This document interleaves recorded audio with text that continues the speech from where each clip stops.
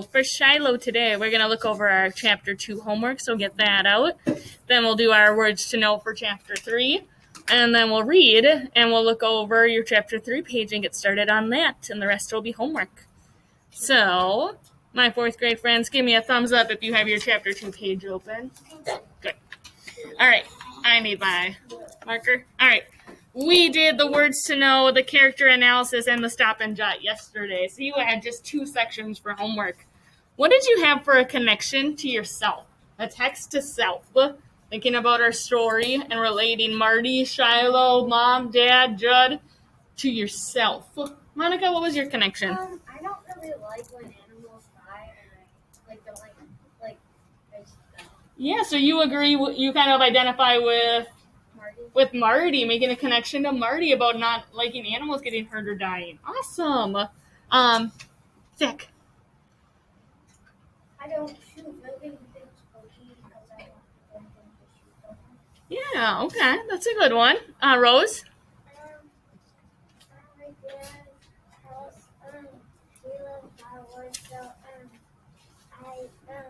they let me shoot, cans and stuff. Sometimes shooting out cans, or somebody who lives in near the woods, kind of like they do. Awesome. Last one, Lily. I have a dog. And you might have a dog. That might have been your connection. You have a dog. Okay. All right. What about text to text? Did anything in Shiloh remind you of another book that you've read, Adam? It reminds me of Charlotte. You said, the thing from the book said, you told me if I was small, and I think in the book It did. That part where Marty talked about if Shiloh was a person, right? Would you do this to a kid? That kind of reminded me also of Fern with her dad in Charlotte's Web, saying, if this was a kid, would you just get rid of it? It reminded me a lot of that.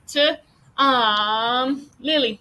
I did. It smelled weird at the barn in Charlotte's Web, and it smelled weird at Judd's house too. At Judd's house too, making connections that way. Zach? Marty helps an animal, and Charlotte helps an animal. Yeah, they're helping animals in both books. That's a great connection. Anyone have a not Charlotte's Web book connection? Brooke, you got one that's not Charlotte's Web? Well, it's kind of hard to tell. I don't really read that many real life books, but I can do a text to myself. We're moving on to that text to text one. Maybe Harry Potter, because in one of the chapters, one of his friends has a dragon and they can take care of it. So taking care of pets? Okay. All right, what about text to world? This one was kind of hard. What do you think? Thomas? My new is the book through the lake that they see. Marty walks around, and then is the lake that I walk around. Yeah, so using your world, there's lakes around where we live too. That's awesome. Amelia? At our cabin, we have this neighbor who lives in a camper or trailer with me. Yeah, that's awesome. So connecting to different types of communities too in our world. Zach? Some people don't like chicken or rabbit. Some people don't like to eat chicken and rabbit, just like Marty. Yeah. And let's go Lily, and then we'll go Holly. Okay, I thought that there's been a lot of dogs that have been abandoned. Yeah. In our world, there are a lot of, unfortunately, animals that do get abandoned or hurt, like Shiloh, right? That's really sad, but that is a good connection. Okay, Holly? Some people kick dogs. And some people do kick dogs, yeah, so that's another text to world. Micah, did you have one? Yeah, my bunny died instead of the one in the book. And so did the one in the book. All right. All right, let's look at the answer it section. 4th grade friends, do a math check. Is it over your nose and under your chin? Okay. All right. What did Marty finally feed Shiloh? He gave him something at the end. Did you catch it, Ryan? He gave him some eggs, right? What did he want to give Shiloh? Do you remember that? The rabbit. Good. What does Marty find on Shiloh as he holds him in the truck? Remember, he's holding him there. What does he find? Zane? Some ticks. Yeah. How much would it cost Judd if he got caught shooting a deer out of season? Isaac? $200. That's a lot of money, isn't it? That's a That's all. What kind of house? This one is kind of a trick question. What kind of house does Judd have? Kateri? It's a trailer. That was a trick question because it's not really a house, is it? Right. He has a trailer. Yup. Yep, he was outside his trailer. Good. All right. So we know that Marty and Judd, do they get along? No. They do not, right? So today we will read chapter 3. So flip your page over. Remember to smooth it out. Okay. And we're going to do our words to know. We got 2 words today. They're both S's. I didn't do that on purpose. Skillet and sickle. Let's put our 2 dots next to our skillet. A skillet is a really fancy way to say frying pan. Oh, I was going to say grill. Think about like in my friends who've seen Tangled when Rapunzel has the frying pan. That's more of a skillet where it's nice and big, like a cast iron. Nice and big and heavy. Isaac? In the sickle? What's a sickle? It can be that. It can be a form of money, but in our book, I believe the way that they're talking about it is it's actually a tool with a curved blade used for cutting grass or grain. So it's kind of like a lawnmower? No. Kind of, yeah. It's almost like kind of like an axe-ish, but it's curved instead of being like straight like an axe is. Okay? I'm just going to write down for this.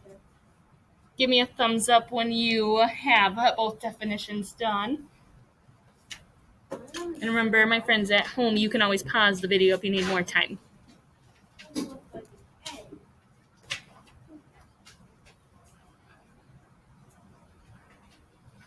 All right, and let's just peruse our worksheet today so we have these ideas in our mind before we start reading.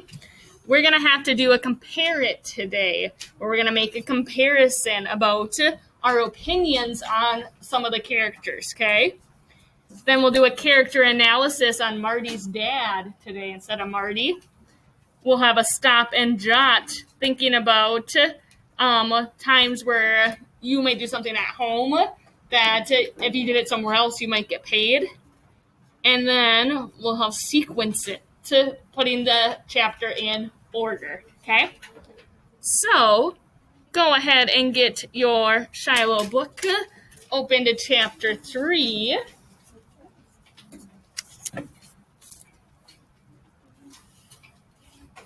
I'm missing some friends with their books. Remember, we're not working ahead on our worksheet yet because we'll do a lot of it together, right? Okay. All right, chapter 3. We last left, remember, Marty and his dad left Shiloh with Judd. And Judd said, right, if Shiloh wanders off again, he'd give him a good whopping, right? No, he'd whoop the daylights out. He'd whoop a good whopping, he'd whoop the daylights out of him, meaning he'd hurt him really hard, really bad. All right, so chapter 3. I don't sleep more than a couple hours that night. When I do, I dream of Shiloh. When I don't, I'm thinking about him out in the rain all afternoon, head on his paws, watching our door, thinking how I disappointed him, whistling like I meant something that first time, getting him to come to me, then taking him on back to Judd Travers to be kicked all over again. By 5 o'clock, when it's growing light, I know pretty much what I have to do. I have to buy that dog from Judd Travers. I don't let my mind go any further. Don't dwell on what Judd would want for Shiloh, or even whether he'd sell. Especially don't ask myself how I'm supposed to get the money. All I know is that I can think of only one way to get that dog away from Judd, and that's what I'm going to have to do. My bed is the couch in the living room. So when Dad comes in to fix his breakfast, I pull on my jeans and go out to sit across from him in the kitchen. First, he makes himself a lunch to carry to work. He drives his Jeep to the post office in Sistersville, where he cases mail for around 200 families and delivers it. Then comes back to the friendly post office, where he cases mail for 200 more. Delivers that too. Route takes them about 85 miles on roads you can hardly get by on in winter. Morning, he says to me as he stuffs the sandwich in a sack, then starts in on his breakfast, which is wheat checks and any fruit he can get from our peach tree. He makes himself coffee and eats the cornbread or biscuits Ma saves for him from our meal the night before. Can you think of a way I could earn myself some money? I ask him, with this froggy kind of voice that shows you aren't woke up yet. Dad takes another bite of cornbread, looks at me for a moment, then goes on studying his cereal. Says exactly what I figured he'd say. Collect some bottles, take them for deposit. Pick up some aluminum cans maybe for the recycling place. I mean real money. Gotta have it faster than that. How fast? I try to think. Wish I could earn it in a week, but no, I can't. Have to go out every day for a whole summer collecting cans and bottles to have much of anything at all. A month, maybe, I tell him. I'll ask along my mail route, but don't know many folks with money to spare. Don't know many folks with money to spare, he says, which is what I thought. After Dad's gone off, Becky gets up before Ma.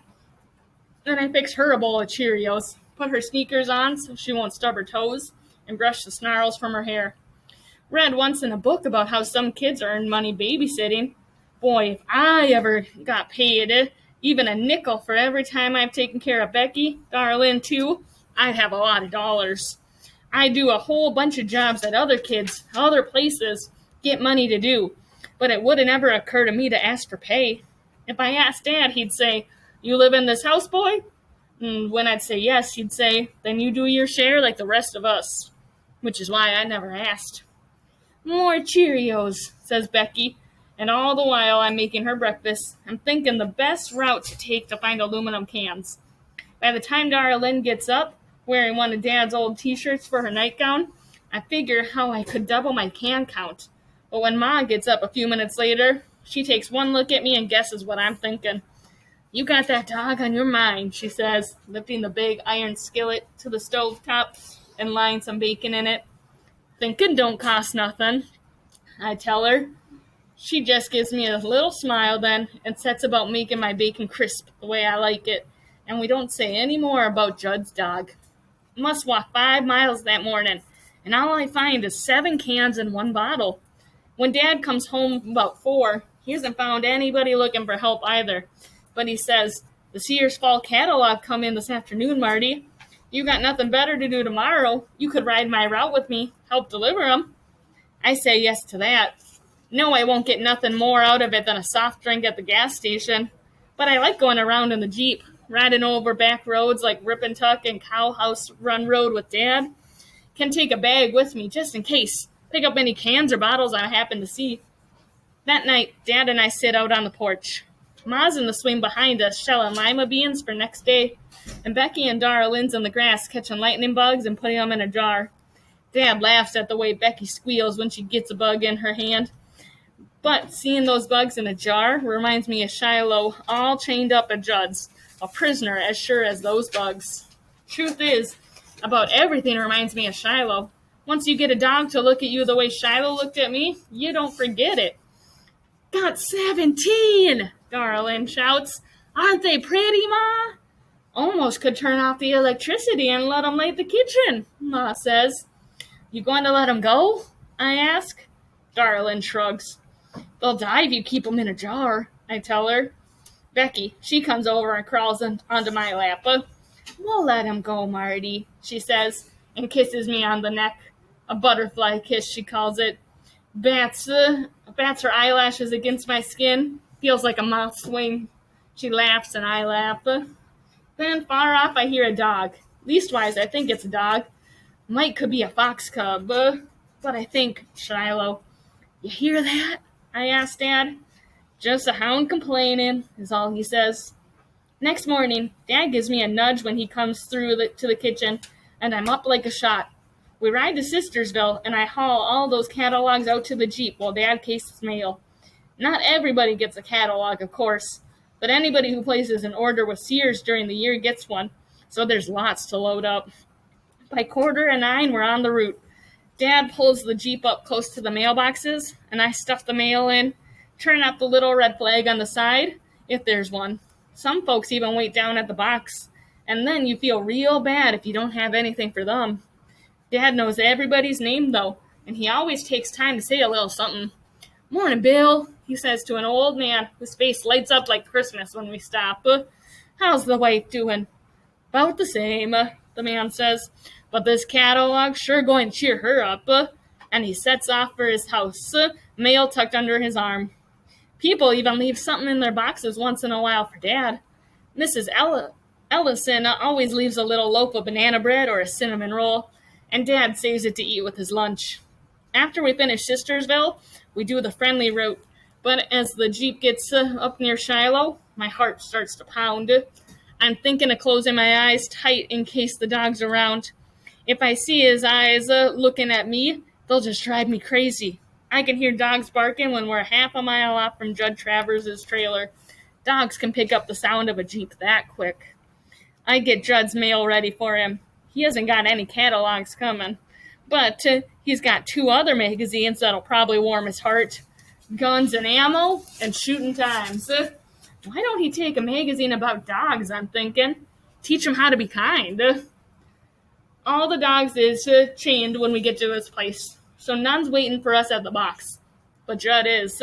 He's got a big old sickle. Is cutting weeds along his side of the road. "Morning," Dad says as the Jeep pulls up. Judd straightens his back. His shirt's all soaked with sweat, and he wears this brown handkerchief tied from his forehead to keep the sweat from running in his eyes. "How you doing, Ray?" he says, and comes over to the Jeep with his hand out. I give him his mail, and he even stinks like sweat. I know everybody sweats, and everybody's sweat stinks, but seems to me Judd's sweat stinks worse than anyone. Mean sweat. How come you aren't at work?" Dad says. "You think this ain't work?" Judd answers, then laughs. "Got me a week of vacation coming, so I take a day now and then. This Friday I'm going hunting again. Take the dogs up on the ridge and see if I can get me some rabbit. Possum, maybe. Haven't had me a possum dinner for some time." "Dogs okay?" Dad asks, and I know he's asking for me. "Lean and mean," says Judd. "Keep 'em half-starved, they'll hunt better." "Gotta keep 'em healthy, though, or you won't have 'em long," Dad says. I know he's saying that for me, too. "Lose one, I'll buy another," Judd tells him. I can't help myself. I lean out the window where I can see his face real good. Big, round face. Whiskers on his cheeks and chin where he hasn't shaved his face for 5 days. Tight little eyes looking down on beneath his bushy eyebrows. "That dog that followed me home the other day?" I say. "He okay?" "He's learning," Judge says. "Didn't give him an ounce of supper that night. Just put him where he could watch the others eat. Teach him not to wander off. Got him back in the shed right now." My stomach hurts for Shiloh. "That dog," I say again. "What's his name?" Judge just laughs, and his teeth's dark where the tobacco juice oozes through. "Hasn't got a name. Never name any of my dogs. Dogs 1, 2, 3, and 4 is all. When I want 'em, I whistle, and when I don't, I give 'em a kick. Get, scram, out, and damn it, that's my dog's name." And he laughs, making the fat on his belly shake. I'm so mad I can't see. I know I should shut my mouth, but it goes on talking. "His name's Shiloh," I say. Judd looks down at me and spits sideways.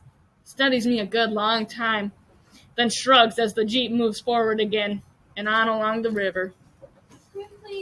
Not today. Was Judd, does he have actual names for his dogs? No. Why do you think he calls them like get and scram and that bad word? What does that show us about Judd? What does it show us? Alasia?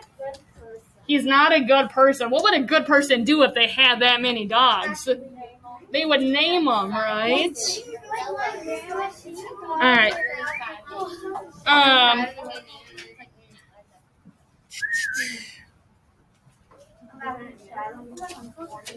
Oh, that's right, Son. What do you think Marty meant in the chapter? Remember when Ma came out and she was like, "You're thinking about that dog," and Marty said, "Thinking don't cost nothing." What does that mean? When Marty says thinking don't cost nothing, Zach? You can think about all you want. Yeah. Doesn't cost any money, right? I can think all I want. Because does the family member, do they have a lot of money? No. Yeah, they're kind of on that poorer side, right? Why do you think Marty's dad asked Judd all those questions? Remember, he was like, well, you got to keep him healthy, or like, how's that dog doing? Adam, what are you thinking? Because he probably thought that Marty wanted to ask somebody to keep that. Right, doing it for Marty, right? He's looking out for his son. How do you feel about the way Judd treats his dogs? Horrible. Claire? Sad. Does it kind of make your stomach hurt like Marty's? A little bit. Okay, that's kind of that conscience in our head, and it shows us that things are wrong. Why do you think Marty's family and like the whole town always looks so excited to the Sears catalog? Why do you think the author made sure to include that? What is that? Why would he include that? What do you think, Rose? Because that's in like that time that was like the big thing. Right? Because remember how many TV. If you get like a fancy dress or something, that's like all you're gonna get. Right. So if you order something from that, it's their big kind of shopping. They didn't have like really big malls. And think back, what did they do for entertainment? They would watch TV, but how many channels could they watch? Two. So that's not much, right? Or you could go outside. Or think back to Marty's statement too that he told his mom. Doesn't cost anything to think, right? What can they do with the magazine too? Just think about what they want, right? Just kind of look through. You can also like for a catalog. Well, like maybe they could look for ads for like if they could so they could get a job. Maybe they're looking for other jobs too, because catalogs usually have advertisements and things like that in there. Brooke? And also in the book it says that this thing I think it also says that this thing happens like only once a year. It only happens once a year. Yeah, the Sears catalog doesn't come around. Like they don't get the magazine every week. It's once a year. It's a big day. It's almost like Christmas Day. Once a year. Yeah. Yeah. All right. So let's get our packet to open, and let's look at that compare it. Okay. This one is going to be, I'm actually going to have this one be part of your homework. Okay. So I want you to keep that one, and we will share that tomorrow. Okay. Let's go down and analyze Marty's dad. Remember how we did this yesterday? We kind of did those little lines off of it and had adjectives that describe the character. What words kind of describe Marty's dad in this chapter? What did he do in this chapter? What's showing it? Amelia? He was being like more kind and helpful. He was kind, right? He was helpful. He was looking out for who? Marty. He's looking out for Marty. Claire? I think he's getting like a little more worried about the dog. He's so worried or concerned. Yeah. He's kind of concerned. Parent. He's being more of a parent. Rose? I would say he's like kind of worried, but he's getting more feelings. So he's maybe being more sentimental, having more feelings. That's a big word, I know. Sentimental. Any other things we're thinking that we've seen of the dad? Holly? He's like letting like Sophie ask Marty asked him what to do. Like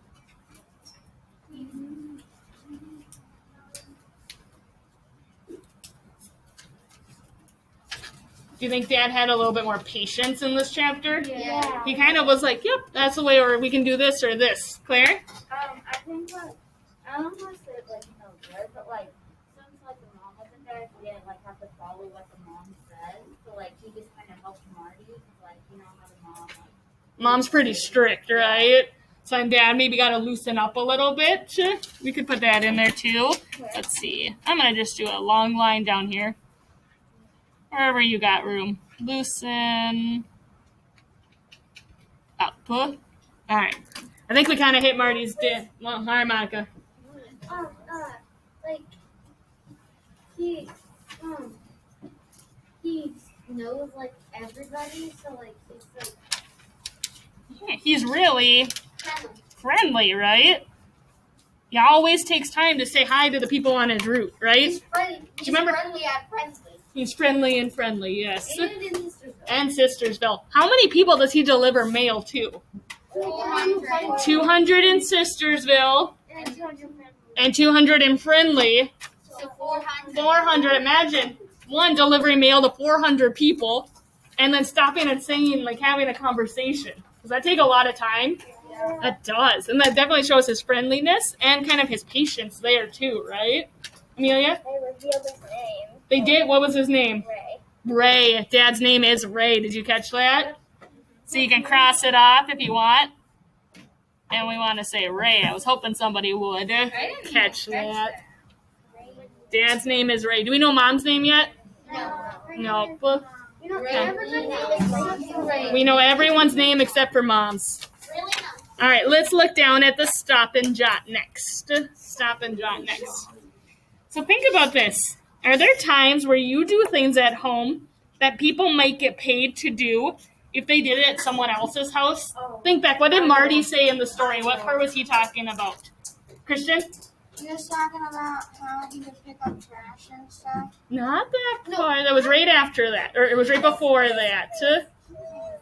What does he do that he's like, I never asked for money because I know it's just expected? Camille? Babysitting, right? So maybe it's that. How many of you babysit at home? Oh. What else? What are some other things that you're kind of expected to do at home, but some other people might get paid to do it? Holly? Like doing chores. Chores. That's a big one. Does anybody get paid to do chores? Some of you do in here. Huh? Mrs. Wells' family was brought up more like Marty's, where it was like, you're part of this family, aren't you? You're going to go clean the living room or you're going to go do the dishes. It was just, that's what you do. We never got any money for doing it. Anybody brought up like Mrs. Wells where you just do it because you're expected to? Yeah. All right, hands down. Raise your hand if you get paid like a allowance to do chores. Oh, I was always jealous of you guys. Claire? Lucky. Rose? I don't have any checks, but when my friends are gone, sometimes I go to their house and I get their fresh food and I feed their hamster. That is helpful. All right, shark bait. All right, any other times that you might do things at home that other people get paid for? I think that chores kind of covered most of it. You got another one, Zach? Shoveling? That might be a little different. Shoveling. have to put this down? Stopping and jotting what applies to you, okay? Or maybe you have to cut the Grass. Maybe you have to cut the grass. Pick up after your pets, right? Maybe you do that. Alicia? Wash the whole house. I mean, wash the tub and clean the whole house. Like washing, like bathroom stuff. Yeah. Thomas?